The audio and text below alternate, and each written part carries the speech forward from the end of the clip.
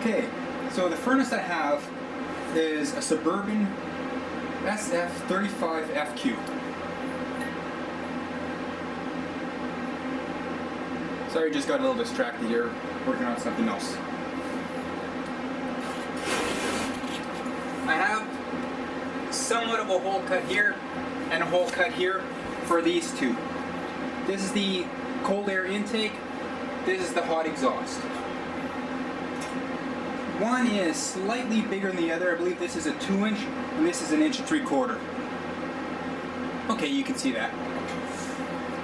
So I have two hole saws. One 2-inch, one 1 3/4.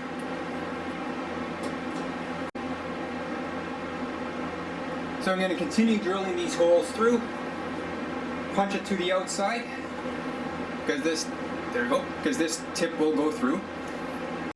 Then I'll go on the outside and continue.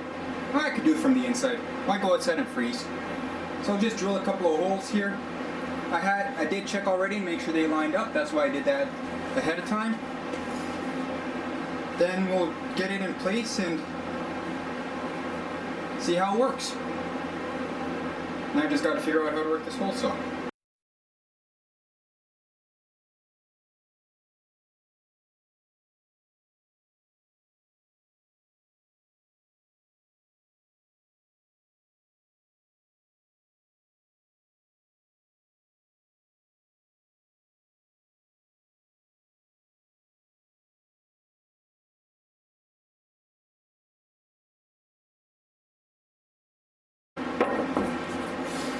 So,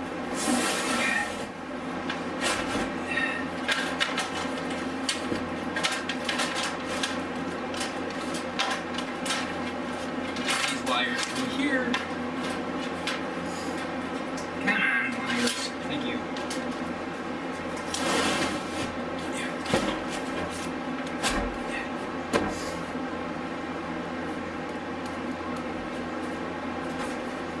Let's go outside and see how that looks.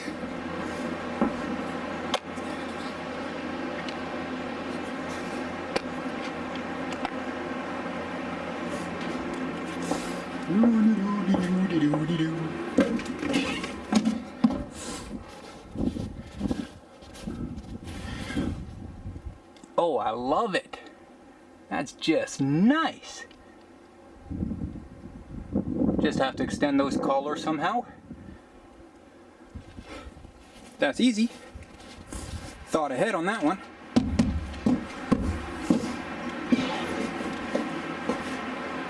That's what this is for.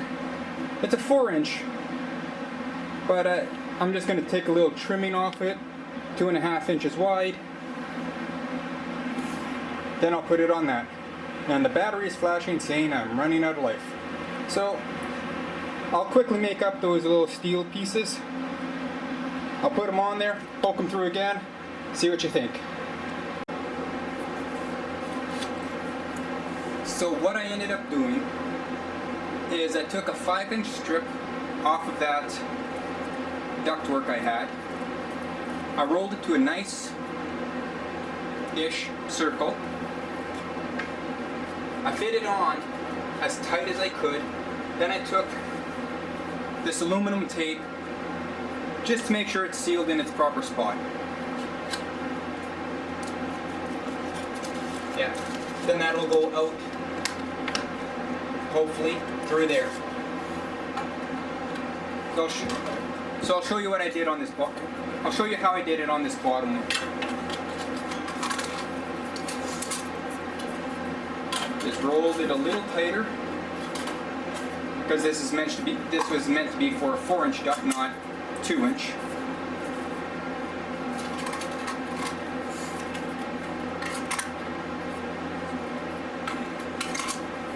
Oh, come on. Of course, when I try showing somebody, it doesn't want to cooperate. Nope, not quite tight enough.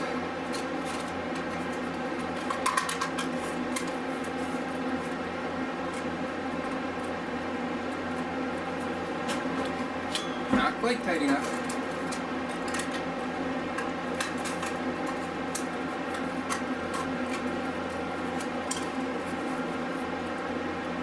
honest, I should be wearing gloves when doing this. This is sharp stuff. I always talk about being safe, so it's best. So you should be safe as often as you can. Doesn't take much to get a little cut, especially with this ductwork.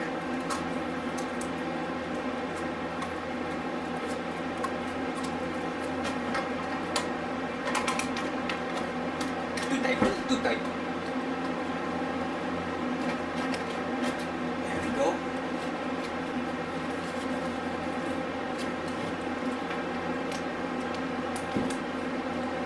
Should have had this peeled off beforehand.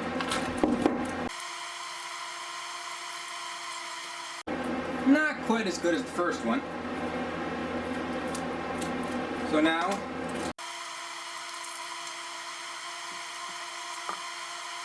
just wrap that around a few times. Nice and tight. I hope you can see what I'm doing. I wasn't looking at the camera when I was doing this.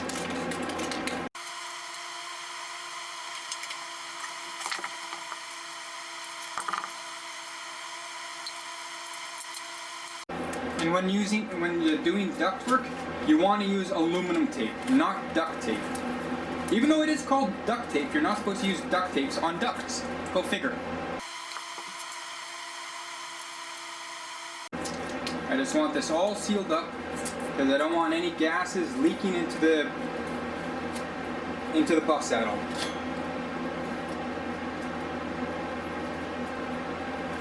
I'm even going to put a little strip here again.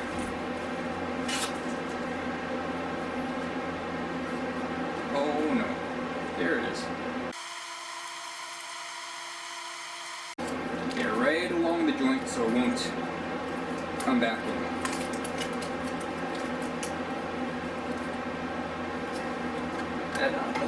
That's that one.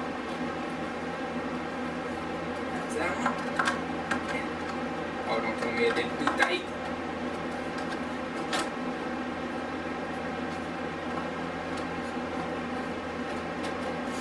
That's the ugly one. That was the second one.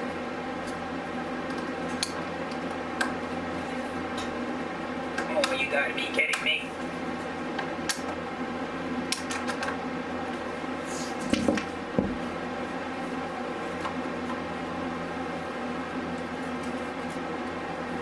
I'm gonna have to fix this one. Then I'll come back and show you what it looks like. Okay, it's fixed and it's back on. Now let's see if these will fit through the hole. Or holes in this case.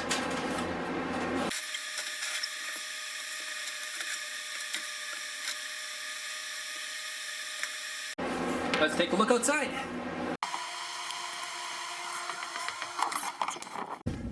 Okay, this one came through nicely. This one could use a little bit of help.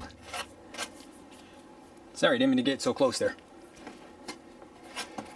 Yeah, this one needs a little bit more persuasion. This one's okay.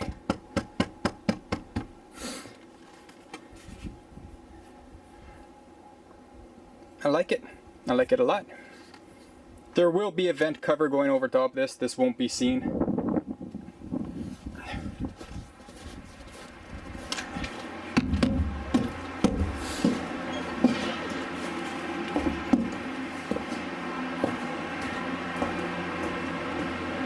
I lost it. You're all black. Where'd you go? I cannot see a thing. Holy crap.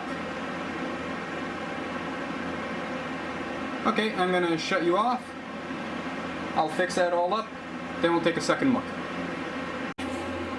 So as you can see, I taped those pieces into place. Hopefully they'll stay in place. Now I'll try putting the furnace where it belongs. Oh, that's not going to help.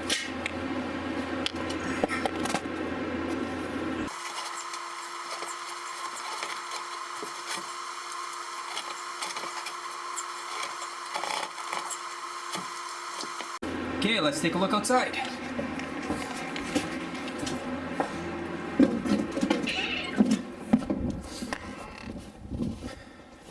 Again, this one pops out nicely. This guy's being a pain in the butt. It doesn't quite line up properly, does it? Yeah, it's a little bit off. That's why it's not being such a nice person. Ooh, don't want that going in there like that. That'd be bad. That'd be very bad.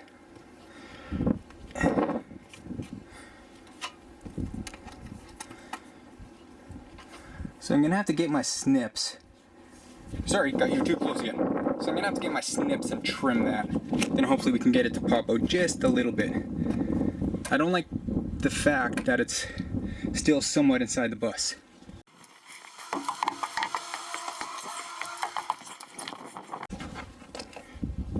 Too close? How's that? Oh, there's not easy to do with one hand.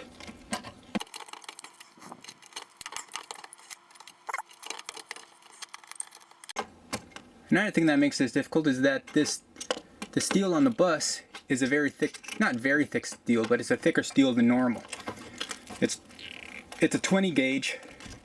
I believe they call it 18 mil steel. So it's not as easy to cut as the duct.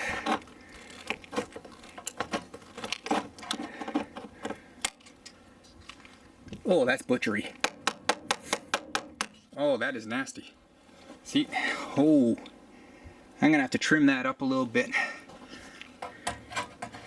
Then I can poke that out a little bit more. But I'll fix that, and then we'll come take yet another look. As you can probably hear in the background, I got the beast going. I guess the batteries are just too discharged? I guess that's the word. Yeah, I put the charger on it for at least 2.5 hours. Cranked over, no problem. So, for what I'm working on now, I got it. So, for what I'm working on now, I have to get the power to this thing. What I have, this is an AC to DC converter. It changes 120 volt DC to 12 volt. Oh, sorry, that's wrong. It changes 120 volt AC to 12 volt DC at 10 amps. This comes with the converter. It's just a regular cigarette plug-in. You would plug that in. It's not plugged in right now. See, here's the end of it. It's not plugged in. So this is the positive. This is the negative. This is a 12 blade block. Yeah, a 12 blade block. Sorry, a 12 blade fuse block. So I can have up to 12 circuits running on this that work off at 12 volts. That work off 12 volt power. That thing works off 12 volt power. 8 amps is 12 volt power actually. This gives me 10 amps, so that's plenty of power to work the furnace. Then I have a hose that I'm going to connect to the propane intake here. That little brass puppy right there. I'm going to have to figure out those wires. I believe red is positive, yellow is negative, and there's 2 blue wires. Just connect those together and that should fire it up, in theory. So that's what I'm going to be working on next. I'm just going to let the bus run for another hour or so just so I can charge the batteries. So I'm just gonna get a piece of plywood so I can mount the fuse block to it, mount that to it, so I can have 12 volt power. And these lights are bright. That little thing right there is intensely bright. You know what? I'll show you. Give me a second here. Okay, so here we are, all hooked up. Black is positive, white is negative, for this light anyway. I have it all connected. And Oh, that sucks. I wanted to blind you guys. Jeez, but it is a bright light. Like, I have 5 of these things in a 25-foot interior bus. It is going to be bright in here. I'm glad I have each one with its own switch. Anyway, that's that. I want to get a piece of plywood so I can mount all this stuff up. Then I'll work on connecting up the furnace and connecting the propane to the furnace. So see you shortly. Okay, so I'm getting ready to set up the propane. First thing I want to state is I'm not encouraging to do this. A lot of people would say it's not to code and it would be illegal, depending on what state you're in, what province, etc., etc. But first things first, you want to get something like this, ProDope. It's for natural gas, and maybe you can see it says propane right there. So you need to get this. So down here, at a very bad angle.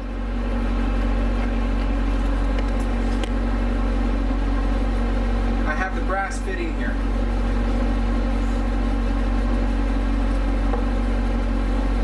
I have this brass connector which belongs to the furnace. So I'm going to put some ProDope on this. So I'm just painting that. Whoa, that's a little too much. So I'm painting this ProDope onto the threads. You need to use this and not the white tape. The white tape is only good for water and air.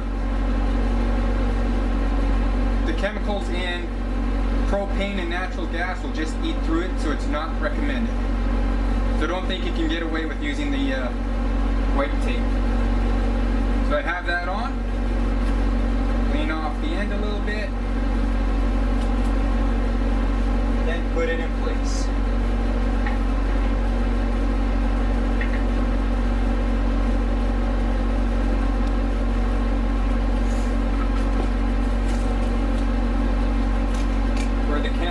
For the connector inside the furnace, I'm going to use channel locks to hold it in place. Then I'm going to wrench this thing on until I cannot turn it anymore. I need to make sure it is secure.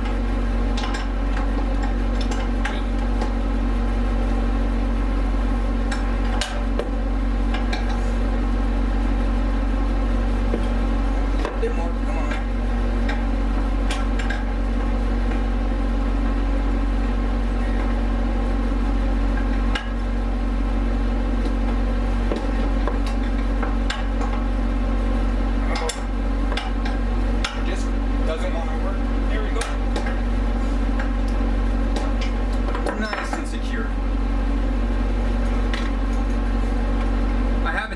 Hose and a regulator. I'm going to connect these two together, and again I'm going to coat the threads here with ProDope. I might be going a little overboard, but while I'm working on this bus I want to make sure I have everything safely done.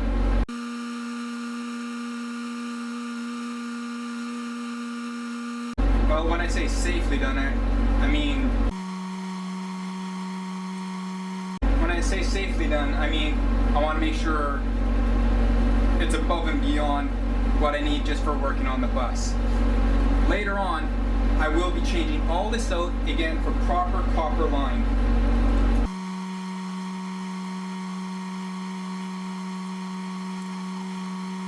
But you know what? I need a bigger size wrench. I probably don't have to do this, but like I said, too much is better than too little. That's secure.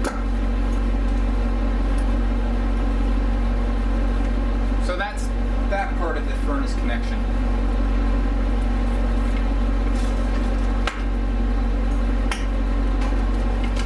Just gotta be careful, this is wrapped around the tripod.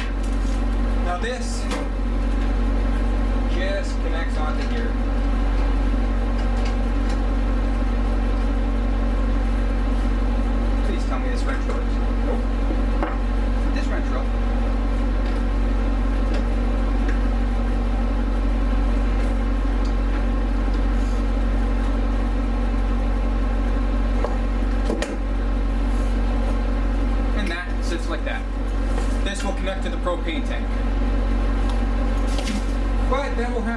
another day because I do not have the proper connections for the electrical.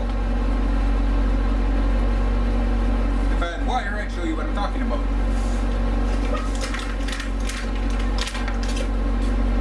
The end of the wire,